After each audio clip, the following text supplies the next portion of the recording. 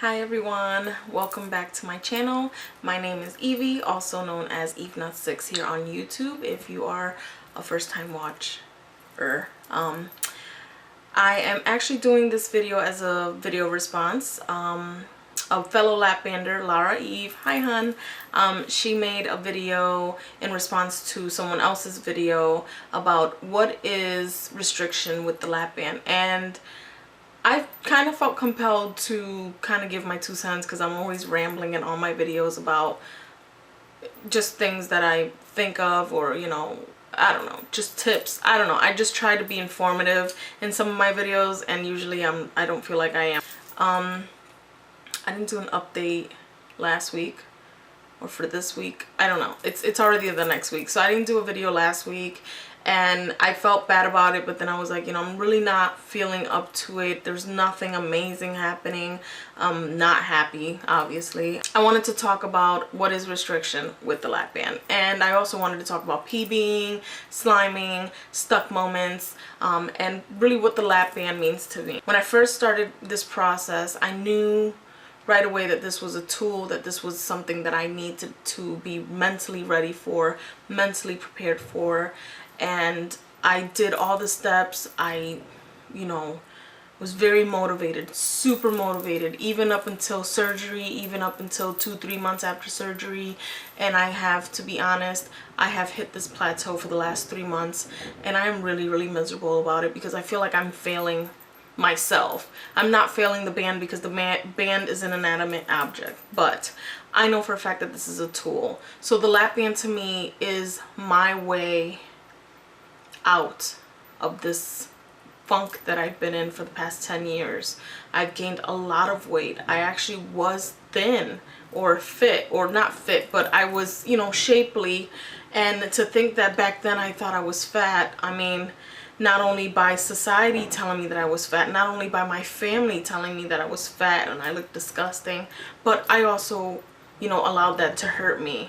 So when I look back at what that was, and I look back at what I am right now, it sucks. It's a bad reminder of what it is. So what the lapband means to me is a new chapter of my life. I know for a fact that this is something that I have to do, and the band is just a tool to help me, help me out and just keep me satisfied along the way. So I know that it's not meant to stop me from putting certain foods in my mouth. It's not meant to stop me from having cravings. So that's really what the lapband means to me. It's my tool. It's my next chapter in life. I just right now feel like I failed myself, and let's face it. I mean, we all, I guess, hit that slump. What is restriction with the lapband? I have 6.25 cc's in my band. When I had 6.5 cc's in my band, which was about a month ago, I was too restricted. I didn't think anything of it. I didn't feel anything physically. Some people feel tightness, some people don't. I started feeling it the moment I started chewing. I knew that this was just not gonna end good, and I was PB'ing a lot and getting more stuck moments when I wasn't PB'ing. And I refrained from eating too much. I ended up pretty much on liquids, barely taking in 300 calories for almost 2 weeks. So that was not good for me. My body kind of froze itself. I did damage. With restriction, everyone's gonna be different. Everyone's gonna need X, Y, and Z of a fill.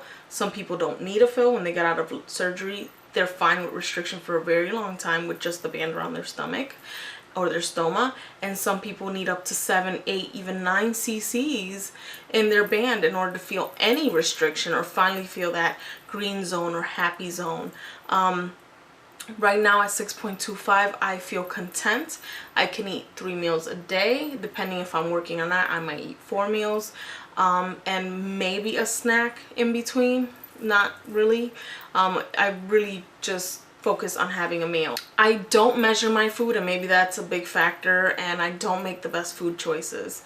But I do feel restriction. When I choose certain things, my favorite foods are eggs and chicken and chocolate. Eggs, chicken, and chocolate.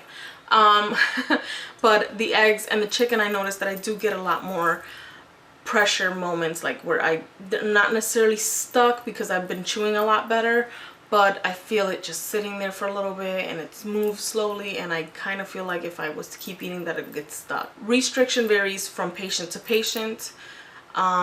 Whether you're sleeve, whether you're a bariatric, gastric bypass, whether you're lap band with plication, or whether you're just a plain old lap band, everyone feels restriction differently.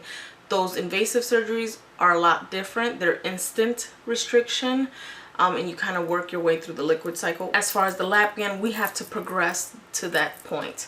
So my word of advice for anyone that's frustrated because they're not feeling restriction, you know, you have to take it one day at a time. Your body is just getting used to it. When you feel the restriction, you probably won't be too happy because it's like you're starting all over again. So you might be happy that you have some restriction, but then you'll be very scared because you're starting all over again.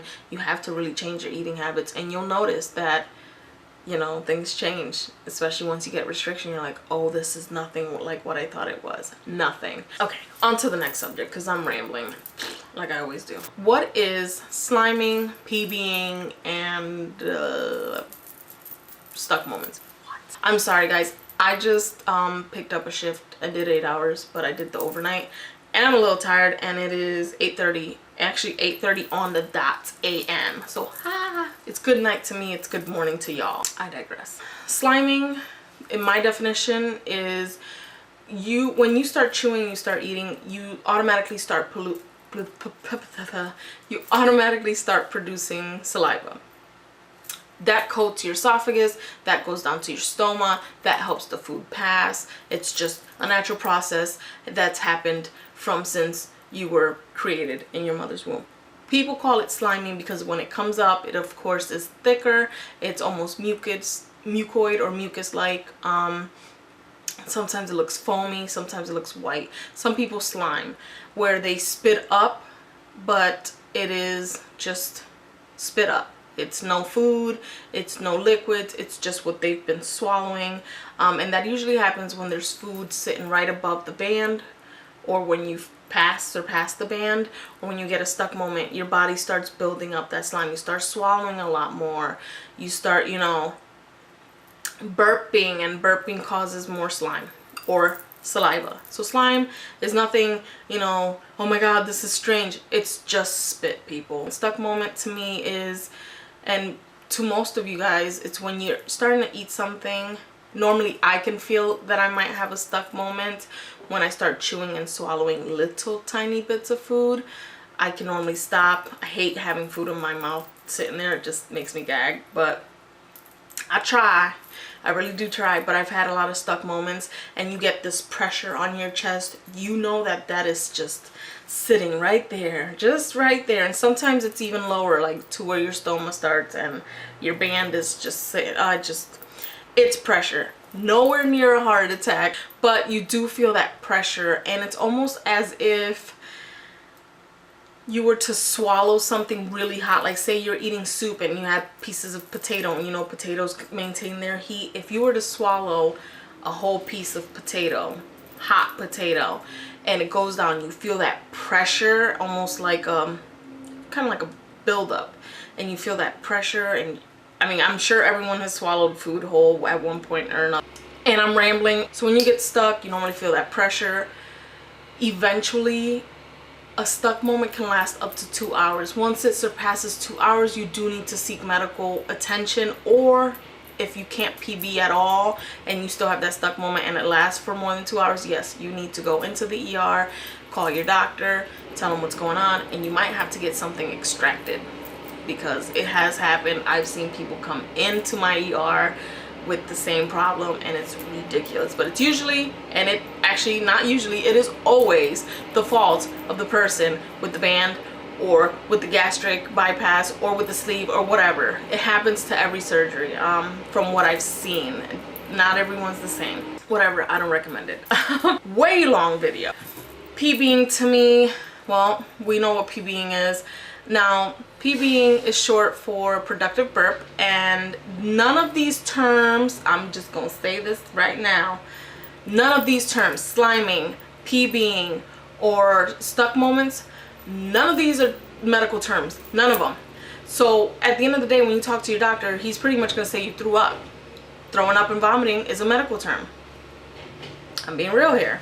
So usually when someone PBs, if you're new to this world or you've never had a PB moment, usually start off with a stuck moment. You start building up that slime. That food eventually has to come out or go down. And if it's not going down, you just know that that food is not going to go down. You start feeling it worse.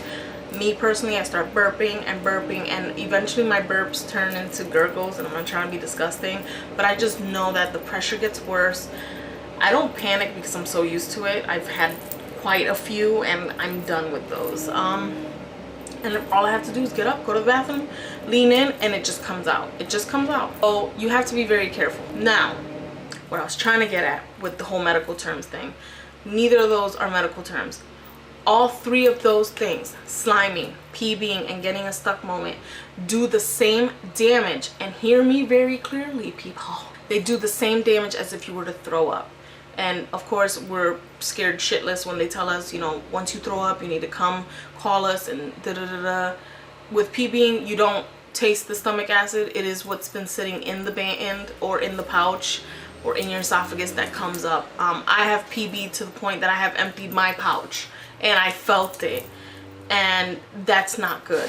You guys need to understand that it's not cute to PB, because I have come across a few people that think it's okay to have a high fill or even a low fill, and they think it's okay to have to throw up food because they're full. That's not your stop moment, honey. That is not your stop moment. You're supposed to be able to mind over the band. Be mindful of what you're eating. I don't ever want to hear that any of my fellow YouTubers are hurt or have to get the band removed, or, you know, God forbid, you know, I don't want to hear that. I don't want that to happen to me. I'm scared shitless when I start sliming, because I know that I'm causing some sort of pressure to that band.